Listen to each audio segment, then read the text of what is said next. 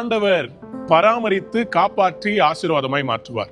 I am standing in the green house in Kalaignar centenary park. இந்த green ஹவுஸ்ல நீங்க பார்க்கும்போது ரொம்ப அழகான இந்த தாவரங்கள், இந்த செடிகள் எல்லாம் வண்ண வண்ணமயமா இருக்குது. So beautiful just to stand here. இந்த கிரீன் ஹவுஸ்ல பாத்தீங்கன்னா ஏசி இருக்குது.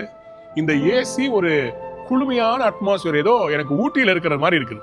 அதனாலதான் என்னமோ தெரியல, ஊட்டியில பார்க்கிற இந்த குரோட்டன்ஸ், இந்த அழகழகான இந்த மலர்கள், செடிகள் எல்லாம் சுத்தி இருக்கிறத பார்க்க முடிகிறது. அன்பார்ந்தவருடைய பிள்ளைகளே, பதப்படுத்தப்பட்ட நிலைமையில the temperature is maintained here for this beautiful plants and flowers to grow.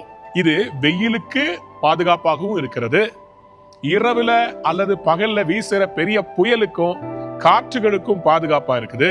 The water for all these plants are regulated and supplied and the right amount of light. இப்போ பகல்ல தேவையான வெளிச்சமோ, இங்க பாருங்க இந்த கிளாஸ் மூலமா இந்த கிளாஸ் ஹவுஸ்ல வெளிச்சமும் உள்ள வரதுக்கு இடம் விடுறாங்க. இரவுல அதுக்கு வெளிச்சம், தேவையான வெளிச்சத்தை மேல இருக்கிற இந்த எல்இடி பல்ப்ஸ் மூலமா அவங்க தர்றாங்க. இது எல்லாமே எதை குறிக்கிறது? These plants are growing because of the protected environment. உங்களுக்கு ஒரு பாதுகாவல் இருந்தா நீங்க நல்லா வளருவீங்கல்ல.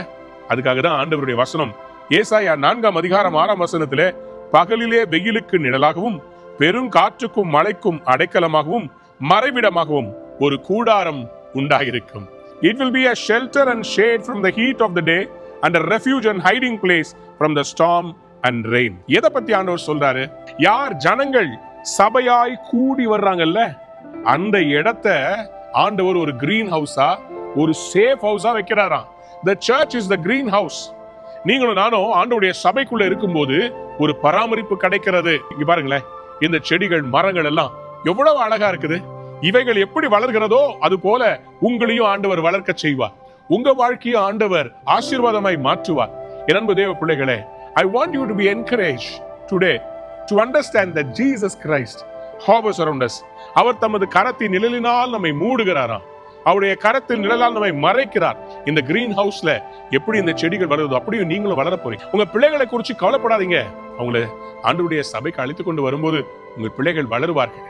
சிறு வயதுல இருந்து சண்டே ஸ்கூல்ல போய் ஆண்டவருடைய பாடல்களை எல்லாம் பாடினேன். ஆண்டவருடைய வசனத்தை கற்றுக்கொண்டேன். இன்றைக்கு ஒரு வசனம் சொல்லும் போது அது எங்க இருக்கும்னு ஒரு போட்டோகிராஃபிக்கா ஒரு மெமரி ஒன்று வருகிறது. உடனே அந்த பக்கத்தை திரும்பி வாசிக்கிறேன். காரணம், ஆண்டவருடைய வேதம் ஒரு ஷேட், ஆண்டவருடைய சபை ஒரு கூடாரம், ஆண்டவருடைய வார்த்தை ஒரு கூடாரம். அந்த கூடாரத்துக்குள்ள இருக்கும்போது ஒரு தீங்கும் நடக்காதுங்க. உங்க பிள்ளைங்க நல்லா வரணும், உங்க குடும்பம் நல்லா வரணும், நீங்க பொருளாதாரத்துல சிறந்து நிற்கணும், பினான்சியலி, ஃபேமிலி லைஃப்ல உங்களுடைய எல்லா ஆசீர்வாதங்கள்ல நீங்க சிறந்து நிற்கணும். அதற்கு தேவை ஒரு ஷேட், ஒரு நிழல். ஆண்டவர் சொல்றார், நானே அந்த நிழலா இருக்கிறேன். I will be a shade in my church, in my congregation, assembling of your people. உங்களுடைய ஜனங்கள் சேர்ந்து வரீங்கல்ல, அந்த இடத்துல நான் கூடாரம் போட்டு பராமரிச்சு உன்னை வளர செய்வேன்னு சொல்றார். You are born to grow and God says, I am your shade. உங்க நிழலா இருப்பார், உங்களை வளர வைப்பார், பூத்து குலுங்க வைப்பார், கனி கொடுக்க வைப்பார். உலகத்துக்கே நீங்க அற்புதமா மாற போறீங்க. God bless you. It's time to grow in God's shade.